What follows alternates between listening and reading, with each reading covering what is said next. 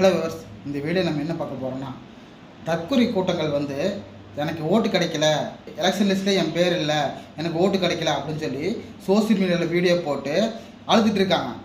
அவங்க அழுகிறதுல பிரச்சனை இல்லை, ஆனால் அது எதனால் அவங்க நேம் மிஸ் ஆச்சுன்னு யோசிக்கல. சென்டிமெண்ட்டாக ஒரு வீடியோ போட்டு தாக்கிட்டு இருக்காங்க. இந்த வீடியோஸ் எல்லாம் வந்து ட்ரெண்ட் ஆகிட்டு இருக்கு. தேர்தல் ஆணையம் எஸ்ஐஆர் கொண்டு வந்துச்சு. அதுக்கு சென்ட்ரல் கவர்மெண்ட் தான் காரணம். எஸ்ஐஆர் ஃபார்ம் கொடுத்ததுக்கப்புறம் தன்னோட பேர் வந்துச்சா இல்லையான்னு சொல்லி செக் பண்ண சொல்லியிருந்தாங்க. செக் பண்ணாங்களா? அது இல்லை. செக் பண்ணதுக்கப்புறம் நேம் வரலைன்னா மறுபடியும் வந்து நியூ ஃபார்ம் கொடுத்து அப்ளை பண்ணுங்கன்னு சொல்லியிருந்தாங்க.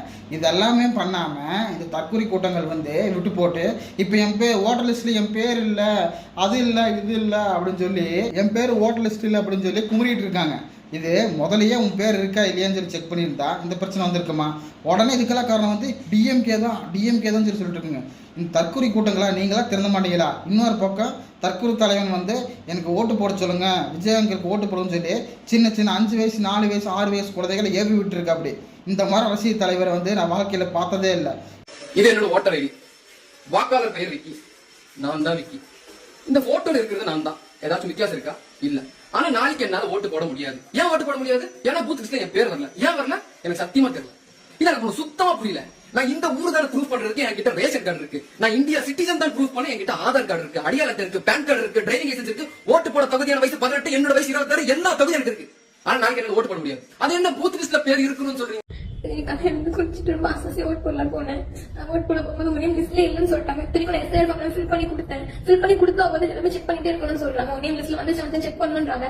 ஃபார்ம் ஃபில் பண்ணி கொடுத்து ஃபில் பண்ணி கொடுத்து அதுக்கப்புறம் எல்லாரும் போய் செக் பண்ணணும். நேம் வந்து செக் பண்ண சொல்றாங்க. ப்ராப்பரா எப்படி சொல்லவே மாட்டாங்க. அசால்ட்டா நெக்ஸ்ட் டைம் போடுங்கன்னு சொல்றாங்க. அந்த டிவிக்கு இருந்து அண்ணா வந்து எவ்வளவு பேசி பார்த்தாரு. அப்ப என்ன சர்வீஸ் நேம் இருந்தாங்க என்ன பண்ண முடியும்னு சொல்றாங்க. ரொம்ப ஆசையா இருக்கும்.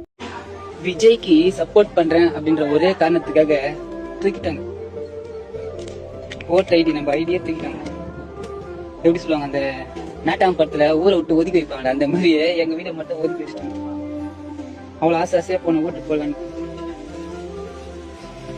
ஓட்டர் ஐடி டெலிட் ஆயிடுச்சு. ஃபார்ம் எல்லாமே கொடுத்தேன். பரவாயில்ல விடு. விஜய் ஃபேனா இருந்து இதனால வரைக்கும் நான் ஃபீல் பண்ணதே கிடையாது. இது தற்கொலை தலைவன் வந்து குழந்தைகள் விட்டதுக்கு அப்புறம் என்னடா அரசியல் தலைவர் அப்படிங்கிற மாதிரி இருந்துச்சு. அதாவது டிவிக்கே சப்போர்ட் பண்ணணும்னு தான் நினைச்சேன். இந்த மாதிரிலாம் பண்றதை பார்த்தா வந்து நமக்கே கேவலமா இருக்குது. எதுக்கடா சப்போர்ட் பண்ணணும்னு தோணுது. இதை பத்தி நீங்க என்ன நினைக்கிறீங்கிற விஷயத்தை கமெண்ட் பண்ணுங்க. வீடியோ பிடிச்சதை லைக் பண்ணுங்க. தற்கொலை ஃபேன்ஸ்க்கு ஷேர் பண்ணுங்க. மறக்காம நம்ம சேனலை சப்ஸ்கிரைப் பண்ணுங்க.